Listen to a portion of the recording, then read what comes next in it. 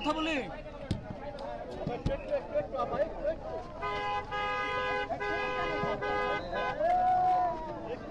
আরে তুই ছেড়ে বেরিয়েছিস। এই ভাই সরেন না। আমার তো বাইরে দিতে ভাই একটু গ্লাস নামান না, নামাই দেন না।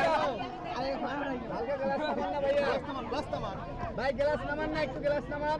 এই গ্লাসটা নামাই দেন, ভিতর গ্লাসটা একটু নামাই দেন।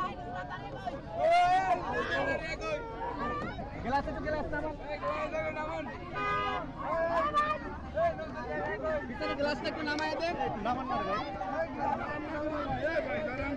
ভাই পিছনে গ্লাসটা একটু নামাই দেন।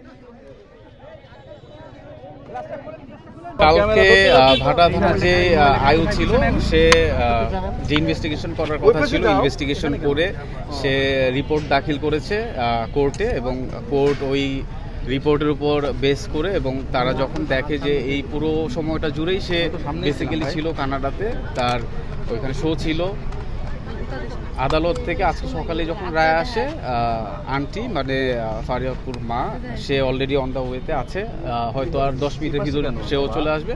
তো আমরা এর আগে অবশ্য আমরা পেপারস পাঠিয়ে দিয়েছি, আর কয়েকটা পেপারস আছে, হয়তো ঘণ্টাখানিকের ভেতরই আমরা ফারিয়াকে নিয়ে এখান থেকে প্রস্থান করব।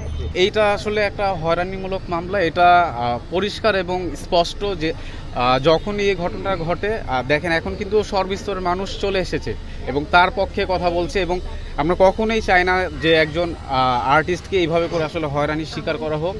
এবং এখন আসলে ধন্যবাদ জানাতে চাই আমাদের বর্তমান সরকারকে, যে তারা খুব দ্রুত এটার ব্যবস্থা গ্রহণ করেছে, এবং কারণ এইভাবে যদি একের পর এক যদি আর্টিস্টদের সাথে এরকম হয়রানিমূলক মামলা বা মিথ্যা মামলা চলতে থাকে, এতে আসলে আমাদের শিল্প আসলে আরও বেশি ধ্বংসের মুখে পড়ে যাবে, এবং অনেকেই যেমন দেখেছেন যে দেশ ছেড়ে চলে আসে, তারাও কিন্তু এইভাবে দেশ ছেড়েই চলে যাবে।